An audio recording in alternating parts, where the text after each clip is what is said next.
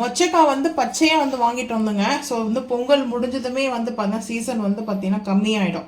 So வந்து 1.5 kilo வந்து பார்த்தீங்கன்னா 50 ரூபாய் சொல்லிட்டு வாங்கிட்டு வந்தோமா. ஸோ அந்த மொச்சக்காய் தான் வந்து எடுத்திருக்கேன் கிரேவி வைக்கிறதுக்கு. மொச்சக்காய், உருளைக்கிழங்கு, தேங்காய் அரைச்சி வந்து பார்த்தீங்கன்னா கிரேவி அவ்வளோ சூப்பராக இருக்குங்க. ஸோ இப்போ மொச்சக்காய் வந்து பார்த்தீங்கன்னா நம்ம பச்சையாக இருந்தாலுமே நான் வந்து 2 விசில் வந்து பார்த்தீங்கன்னா நம்ம பாயில் பண்ணி எடுத்துக்கலாங்க.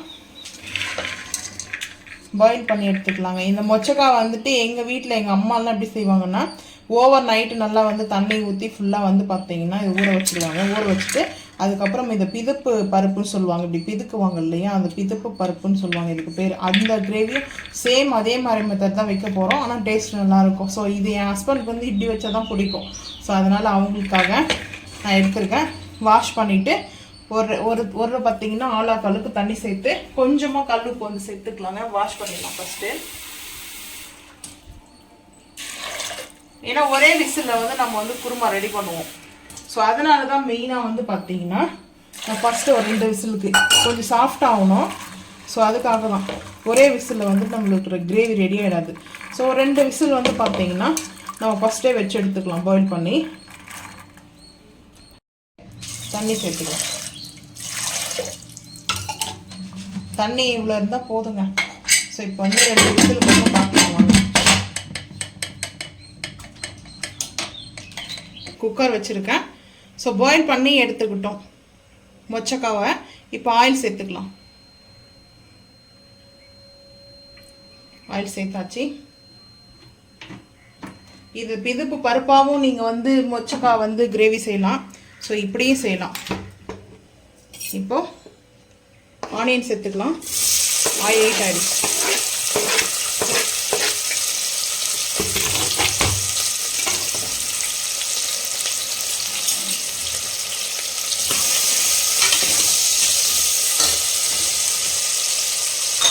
ஆனியனுக்கு கொஞ்சமாக வந்து கல்லுப்பு சேர்த்துக்கலாம். ஆல்ரெடி கல்லுப்பு சேர்த்து வந்து பார்த்தீங்கன்னா பாயில் பண்ணியிருக்கோம். கிரேவிக்கு தேவையான அளவுக்கு கல்லுப்பு. அப்படி வேணும்னா கூட போட வேண்டாம், குறைய இருந்தால் கூட பரவாயில்ல, அப்புறம் கூட போட்டுக்கலாம். வேணும்னா பார்த்துட்டு கூட செக் பண்ணிக்கலாம். கொஞ்சம் கம்மியாகவே சேர்த்துக்கலாம் கல்லுப்பை. வதங்கிட்டு பார்த்துக்கலாம். ஆனியன் இல்லை இந்த ப்ரௌன் ஆகணுங்க. இது வந்து கருகீடெல்லாம் இல்லை, ப்ரௌன் கலரில் இந்த மாதிரி இருந்தால் தான் இந்த குருமாலாம் செம்ம டேஸ்ட்டாக இருக்கும். ஸோ இப்போ இந்த ஓன் கரம் மசாலா வந்து ஆட் பண்ணிவிட்டு லைட்டாக அப்படியே சாட்டேஜ் பண்ணிவிட்டு அதுக்கப்புறம் கட் பண்ணி வச்சுருக்கிறேன். இப்போது ரம்பா லீஃப் வந்து சேர்த்துக்கிறேன்.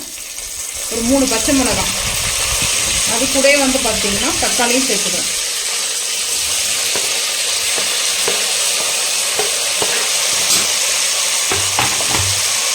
சேர்த்துட்டு ஆயில் பண்ணிட்டு தக்காளி நல்லா வதங்கணும் பார்த்துக்கலாம். அது கூட நம்ம இஞ்சி பூண்டு பேஸ்ட்டு இப்போ ஆட் பண்ணிடலாங்க. ஏன்னா தக்காளி வதக்கும் போது இஞ்சி பூண்டு பேஸ்ட்டும் நம்மளுக்கு நல்லா வதங்கிடும். ஸோ இஞ்சி பூண்டு பேஸ்ட்டு ஒரு 1/2 டீஸ்பூன் எடுத்துருக்கேன். இப்போது நல்லா வதங்கட்டும் பார்த்துக்கலாம். வாங்க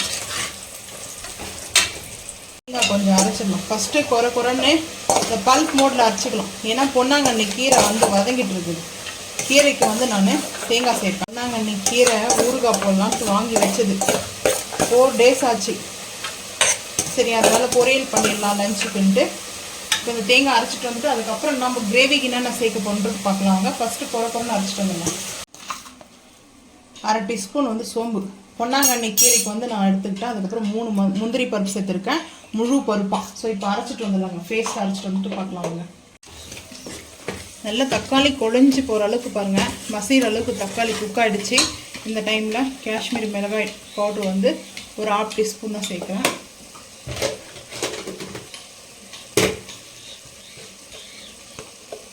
இப்போது மசாலா, கிரேவி மசாலா, நம்ம வந்து மொச்சக்கொட்டை வந்து கிரேவி மசாலா ஒரு 1.25 டீஸ்பூன் சேர்த்துக்கிறேன், சின்ன டீஸ்பூனில். ஸோ இப்போது இந்த மாதிரி நீங்கள் செஞ்சுட்டு கூட பிரியாணியாக கூட இதை கன்வெர்ட் பண்ணிக்கலாங்க. ரைஸ் வந்து சேர்த்துட்டிங்கன்னா பிரியாணி ஆகிடும். பொட்டேட்டோ, பாயில் பண்ணாத பொட்டேட்டோ. ஸோ பாயில் பண்ணி வச்சுருக்கிற மொச்சக்காய் சேர்த்தாச்சு. இது நம்ம நேச்சுரலாக இருக்கிற அந்த மொச்சக்கானால அப்படி தான் இருக்கும் கலரு. ஸோ இப்போ சேர்த்தாச்சு. ஒரு கைப்பிடி அளவுக்கு வந்து பார்த்திங்கன்னா புதினா, ஒரு கைப்பிடி அளவுக்கு வந்து கொத்தமல்லி, கொழுந்தா இருக்கும் இல்லையா கருவேப்பிலை எலசு, அது ஒரு அரை கைப்பிடி அளவுக்கு சேர்த்துருக்கேன். சேர்த்தாச்சு. அதுக்கப்புறம் நம்ம 3 முந்திரி பருப்பும் கொஞ்சமாக சோம்பு சேர்த்து அரைச்ச பேஸ்ட்டு தேங்காய் சேர்த்தாச்சு. தேவையான அளவுக்கு நம்மளுக்கு தண்ணி வந்து ஆட் பண்ணிக்கோங்க. கிரேவி எந்த அளவுக்கு வேணுமோ அந்த அளவுக்கு. ஸோ நான் இப்படி சேர்த்துருக்கேன். இட்லி, தோசை, ரைஸ்க்கு, சப்பாத்தி, பூரி காம்பினேஷன் நல்லா இருக்குங்க. ஸோ இந்த மொச்சக்காய் வந்து கிரேவி சூப்பராக இருக்குது. காரம்லாம் கரெக்டாக இருக்குது. ஒரே விசில் மட்டும் தான், நம்ம சொன்னபடிக்கு ஒரு விசிலில் நம்ம வந்து கிரேவி ரெடி ஆகிடும். அடுப்பு ஆஃப் பண்ணிட்டு பார்க்கலாம் வாங்க. நம்ம ஒரே விசிலில் வந்து பார்த்திங்கன்னா அடுப்பு ஆஃப் பண்ணிவிட்டு அந்த ப்ரெஷர் வந்து கம்ப்ளீட்டாக ரிலீஸ் ஆகிடுச்சு. நம்ம பாருங்கள், அந்த ஆயில் சேர்த்தோம்ல சூப்பராக இருக்குது. மிதக்க மிதக்க செம்மையாக இருக்குங்க. தேங்காய் அரைச்சி ஊற்றுந்து. தேங்காய் அரைச்சி தான் சேர்த்தேன், வேற என்ன. கிரேவி பாருங்கள் இப்போ சூப்பராக இருக்குது. ஸோ இது சான்ஸ் இல்லை. எனக்கு ரொம்ப பிடிக்கும், அந்த இட்லி தோசைக்கு பிடிக்கும். ரைஸை விட நான் இட்லி தோசைக்கு தான் அதிகமாக சாப்பிடுவேன் இந்த கிரேவி. எங்கள் வீட்டில் மார்கழி மாதம்னாவே அந்த மொச்சக்காய் வந்து பார்த்திங்கன்னா நிறைய சீசன் ஸ்டார்ட் ஆகும் இல்லையா. ஸோ மார்கழியில் ஃபஸ்ட்லேயே ஸ்டார்ட் ஆகாது. ஸோ வந்து தை மாதம்லாம் பார்த்திங்கன்னா இந்த மாதிரி கிரேவி தான் அதிகமாக செய்வாங்க. இது ஸ்டோரேஜும் பண்ணுவாங்க, ட்ரை பண்ணி கூட. ஸோ நீங்கள் வந்து உங்களுக்கு இது போல் டேஸ்ட்டில் செஞ்சு சாப்பிட்டு மறக்காமல் வந்து கமெண்ட் பண்ணுங்கள். ஸோ இந்த வீடியோ பிடிச்சா மறக்காமல் லைக் பண்ணுங்கள், ஷேர் பண்ணுங்கள், சப்ஸ்கிரைப் பண்ணுங்கள், பெல் ஐக்கன் வந்து கிளிக் பண்ணுங்கள். மறக்காமல் சேனல் வந்து ஃபாலோ பண்ணுங்கள். அப்போ தான் நம்ம போகிற வீடியோ நோட்டிஃபிகேஷன் வரும். தேங்க்யூ.